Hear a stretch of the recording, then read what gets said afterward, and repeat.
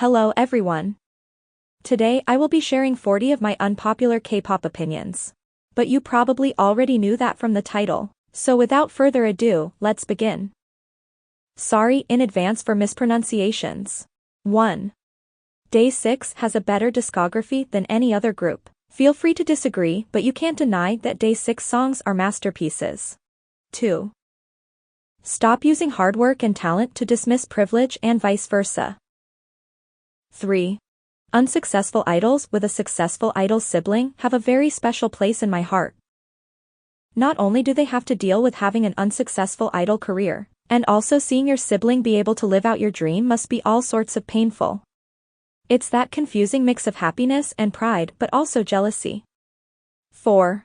This is the clip I need every fan who doesn't think smoking is a big deal to see.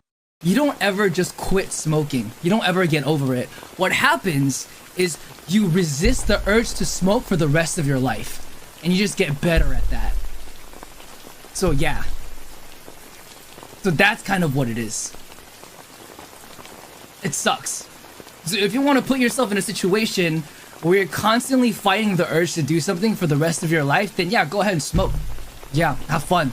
It's gonna be great for you. But if not, don't fuck yourself over like me, okay? 5. There's a desperate need for fandoms to stop caring about which companies groups come from. It has only increased mindless bandwagoning and has only made it harder to find success without being from the big three, big hit, or a survival show. And don't even get me started on how you automatically get a free ride if you're from a big company. Yes, those idols do work hard as well, but their work will inevitably yield way better results than a vast majority of their peers. 6. As an Asian American, hosts and interviewers saying things like, "Your English is so good," just means they should have done more research, and not that they're racist. It's one thing to say that sort of thing to any Asian American because it's wrong to assume someone is a foreigner just because they aren't Caucasian. However, it's not discriminatory to assume that K-pop idols are from Korea or some other East Asian country. This is because you know K-pop idols are foreign artists. It's natural and intuitive to think that artists based in another country are not from your country, and really, can you think of any idol that hasn't lived abroad that could pass for a native besides RM? 7. We shouldn't focus our energy on wanting to stop debuting idols young when the root of the problem is accepting extremely young trainees. 8. It kind of annoys me when all people talk about under a lyric video is line distribution, or X-member being such a good singer. Unless it's a song where the lyrics really don't mean anything like "oh, overdose, fly high," etc. I'm not saying that we should only be allowed to talk about the lyrics under lyric videos. Just that it's a personal annoyance of mine when the lyrics to a song are genuinely interesting like "Haircut" by Binary Heroes, but no one talks about it and all the comments are just the usual pointless filler you see under every lyric video. 9. People overpraise idols. For example, people will comment under a video of BTS loving ramen, saying things like, "They're so down to earth and humble," when the video was just about them liking ramen. 10. If someone isn't dragging a group or idol down but just bringing in another group to the conversation or comparing, chill and leave them alone. I have gotten very disrespectful replies before for replying that I enjoyed the MV for Burn It more than Love Song for 2021 under a comment that was praising Love Song. For reference, this is the op comment and my reply. What I said isn't hate, right? But there were still people who had problems with my comment. I didn't mean this in a, "I like Burn It more so TXT didn't deserve the award" way. I meant it as, I personally would have given the award to Golden Child and you should check it out, but I still like Love Song and it's okay, it won way. I will never understand why K-pop fans are so sensitive. This isn't an isolated incident either. Fans will get mad if you even mention another group under their video even if what you said was completely harmless. Fans really need to learn how to chill and only bother people if they're being a hater. 11. Ear piercings are the only piercings that look good. This goes for basically every human being, not just idols, but this is just a personal opinion, not anything objective. 12. It is much more common for guys to have bad hair styling than girls, but the opposite is true for clothes. 13. I don't get the obsession with idols swearing. I'm not saying we should get angry just because an idol swore. I'm just saying we shouldn't celebrate or encourage it. There is no reason to hate on an idol or anything like that for swearing. Personally, I just pretend I don't hear it, but can we not treat it as a positive thing? 14. Exit Up Down and Sistar Touch My Body are both iconic but disgusting. They are iconic, but they just make me feel grossed out. Touch My Body's lyrics make me want to throw up, and I can't watch Up Down's dance without cringing harder than I ever cringed. 15. It should not be this hard to mature a group's sound without sacrificing song quality. Groups that start with more youthful concepts inevitably have to mature, but it almost always means a decrease in song quality. There are only a few exceptions. Like, only people who have a grudge against bright and or cute songs would choose Good Boy Gone Bad over Crown or Hot over Pretty You or Obliviate over most of Lovela's discography. 16. Big Four privilege exists and people who deny it are crazy. 17. Idols shouldn't have to do birthday lives, it's their day. 18. It's not always about jealousy, guys. Fans of popular groups need to stop with the "you're just jealous of their fave's success" when it usually isn't. For example, even when I don't like the music of successful groups like Big Bang, ITZY, or 2NE1, I usually can still deal with it and be chill. But the combination of me not liking most BP songs at all but them still getting insane success, the fact that you cannot escape the fans like with most of the groups I listed, and just how annoying Blinks are in the fact that they're this successful when their music is really not my thing at all makes me very prickly when it comes to Blackpink. But somehow, when you express negative opinions about Blackpink, they always say it's jealousy. They don't realize if that's really the case, I'd be petty with every successful girl group. 19. Boy group and girl group content are about equally entertaining, but boy groups have way better fan-edited content. 20. Misogyny is a factor in why girls tend to be judged more harshly, but demographics is the main reason and GG fans blow the difference out of proportion.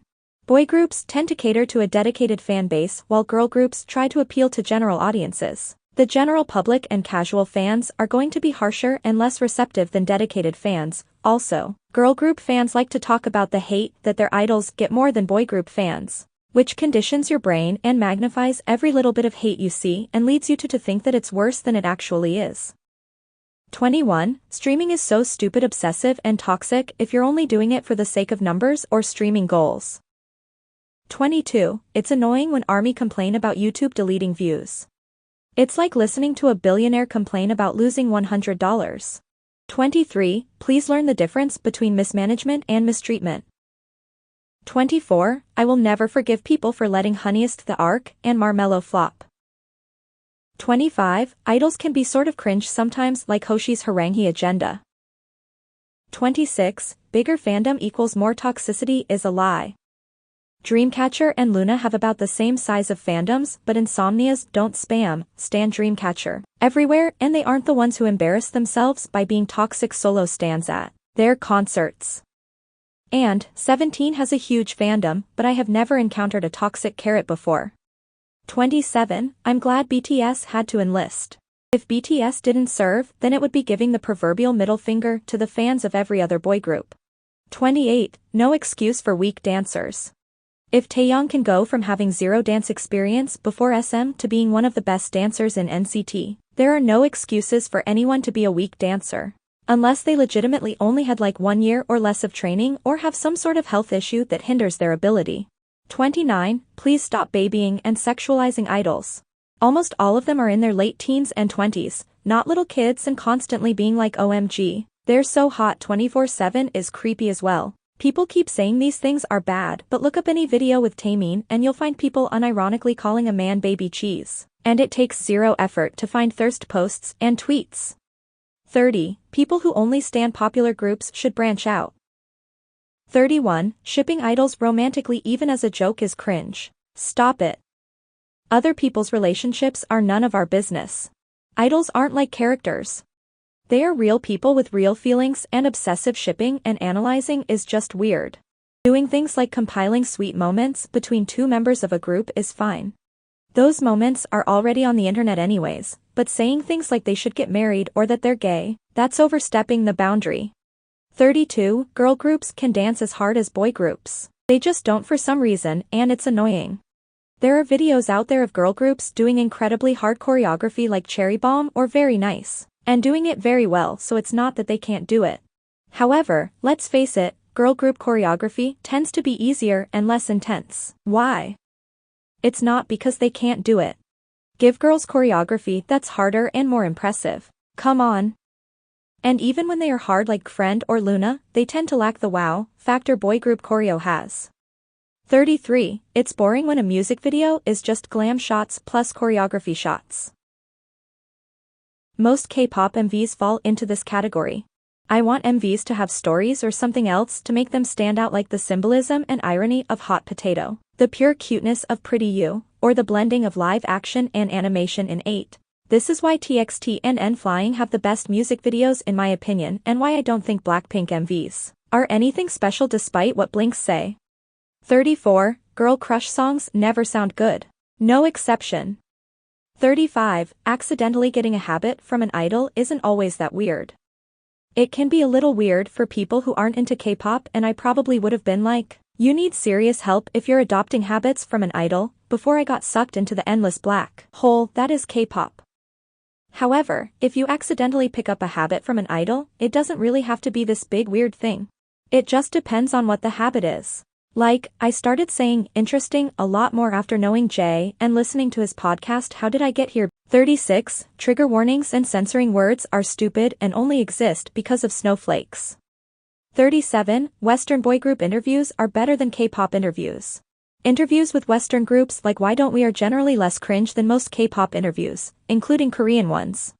38. OO getting 43 million views in 10 days while Happy Death Day only got 15 mil in 3 months is hot garbage. All I'll say is that this proves how biased people are against bands and how they're pretty much destined to never get a chance to really shine. I wouldn't complain this much if OO was actually good, but it's not. 39. There isn't anything special about BTS and Blackpink. They are just standard K-pop groups. There isn't really anything that makes them stand out.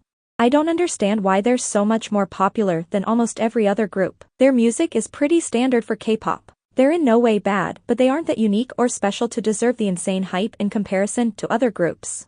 They definitely are overrated. This doesn't mean the members aren't talented. This really means that I have a problem with their popularity being head over shoulders above every other group, while being around the same level in talent, entertainment, and song quality.